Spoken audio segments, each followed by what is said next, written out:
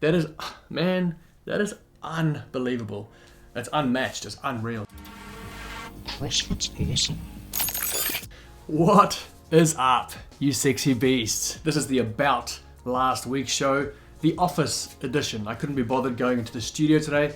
It's just a bit nippy. It's a bit cold here on the Gold Coast and just want to stay home. So we are going to go over this past weekend's semi-final results. So if you haven't watched it and you don't want to know the results yet, if you're going to watch the live feeds back, then maybe don't watch this video. But if you're not going to bother watching all the live streams and you want to know what happened and who came where, then this is the show for you. So let's start with the South American semi-final, Copa Sur. And if you watched last weekend, I was talking about a young lady called Victoria Campos. She started CrossFit at my gym back in 2011. And quick story time. Victoria used to rock up to the gym 10-15 minutes late, half asleep, on her skateboard.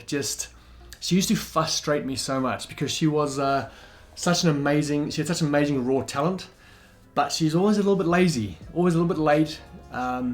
But then once you train, she always trained at 100%. But she just lacked professionalism, I guess, in her youth. And to see her now, go and win the semi-final, it warms my heart, because I feel like Vicky could have gone either way. She could have either pursued her natural talent, worked hard, which is obviously what she's done, but she could have easily probably gone the other way as well, where she just kind of leant into the laziness, to the party vibes. So Vicky, if you're watching this, I am extremely, extremely proud of you. And out of all the results this weekend, this is probably my favorite one. Vicky winning the semi-final. So I'm looking forward to seeing how she stacks up on a worldwide stage at the CrossFit Games. In second place there, they qualified 2 people on the male and female side out of Copa Sur. So I hope I'm saying that correctly. Copa Sur. Julia Cato in second place. Then on the men's side, no real surprise here. Obviously we had Guy Malheiros go over and he smashed that. I think, he got a 12th place in the last workout, which was his worst one. But other than that, he won 3 of the workouts and then a second and a third place. But he was well and truly clear of the second place. Pedro Martins. Fun fact, both Guy and Vicky are Mayhem athletes. So both first place finishers at Copa Sur, Mayhem athletes. For the team competition in South America, we had Q21 CrossFit from Argentina finish in first place. And then I'm going to butcher this real bad. CrossFit Ribeirão Preto. Wow. Just wow. So those are the 2 teams that are moving forwards from South America. Over at the Atlas Games on the ladies' side, it was really the Emma Lawson and Paige Powers show, wasn't it? The 2 teenagers just stole the show. Emma Lawson, 17 years old. Just let that sink in for a moment. 17. And then Paige Powers, 19. We also had Freya Moosberger, who's only 20 years old, and 4th place there. So 3 out of the top 5, 20 years or under. And then in 3rd place, more established athlete Caroline Connors, and in 5th place, Caroline Prevost. So a good mix on the ladies' side of kind of young teenagers, up-and-coming athletes, and some more well-established veterans in the sport. But really, the story of the weekend on the ladies' side was Emma Lawson and Paige Powers. Man, where can these girls go? If they're this good at 17 and 19, where could they end up? And will they be at the same level as a Mel O'Brien? That's the question here, is can these girls rise to that same level?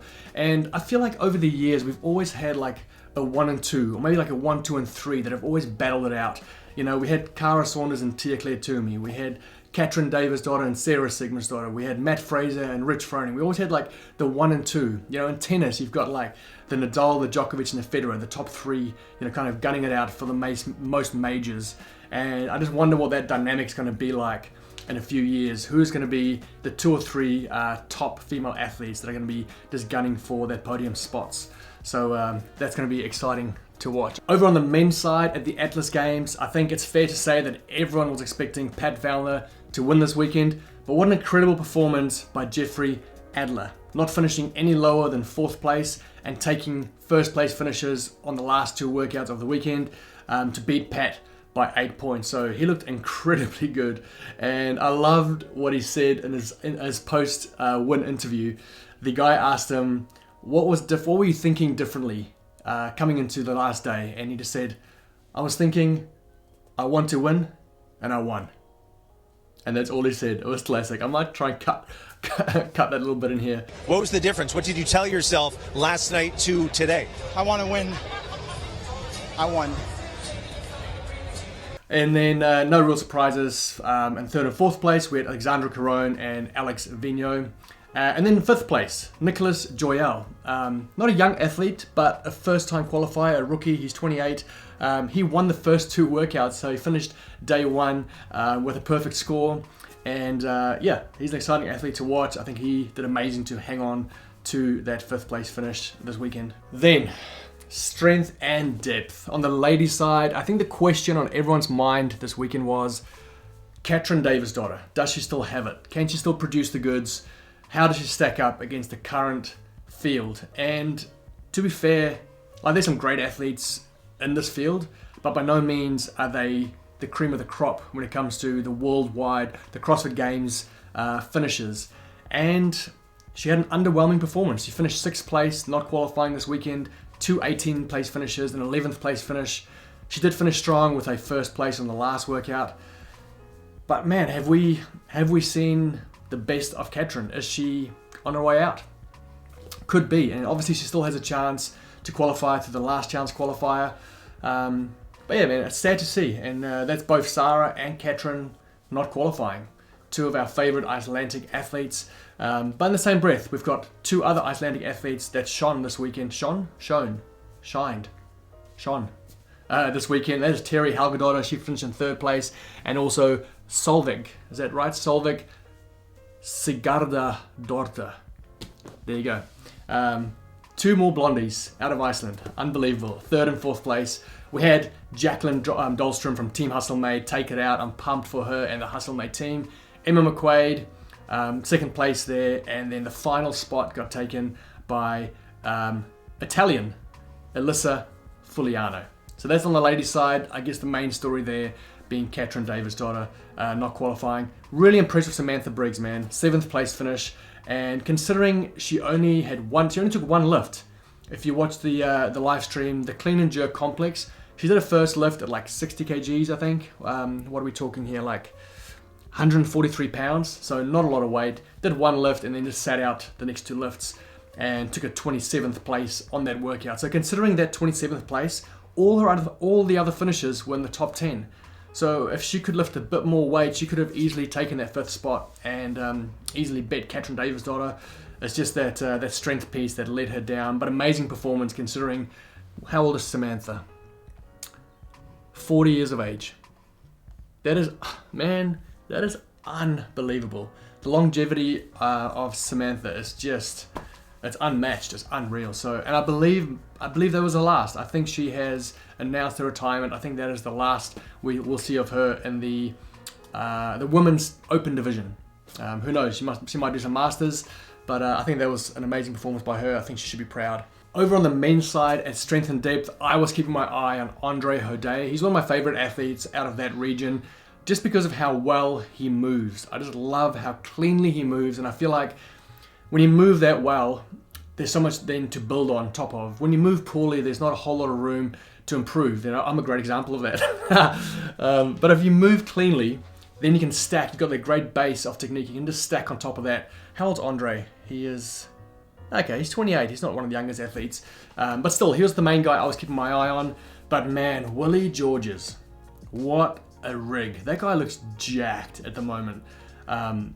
He looks really good, just physically. He looks incredible. And then, yeah, he had a great performance. Well and truly clear of 2nd place, Hendrik Halep.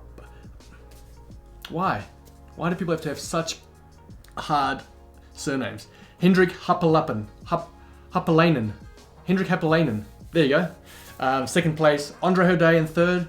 We had Georges Caravis in 4th, and then Gilmer Bryant in 5th. And then in 6th place, Jona Koski, man, a Games veteran. The guy came 6th at the CrossFit Games last year, 7th the year before. He's qualified for the CrossFit Games every year since 2014, except 2018. But he's just a staple at the CrossFit Games, and here he is not qualifying. And it just, again, speaks of that kind of changing of the guard, You know, there's a bunch of new, fresh athletes coming in, and it's sad and exciting at the same time.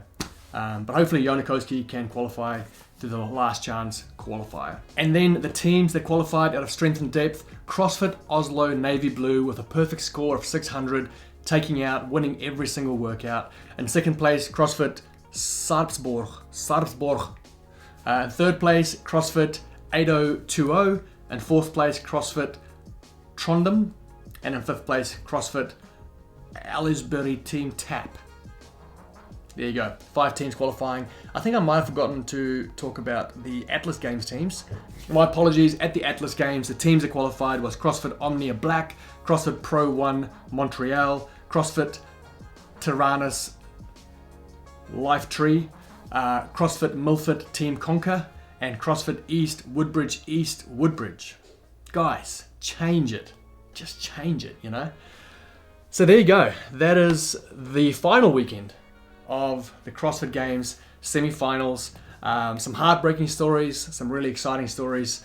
And we've got one more thing left before the CrossFit Games, and that is the last chance qualifier. As I've mentioned before, probably the hardest place to qualify out of, because you have all those 6th and 7th place finishes. You know, those that just missed out, all being thrown into a pool together to go at it once again online.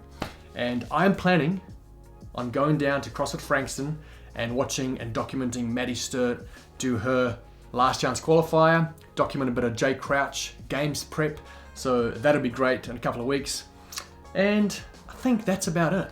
Really? Yeah. How are you guys? I hope you're well. Did you watch this weekend semi-finals? What were the standout performances for you? What are you most sad about?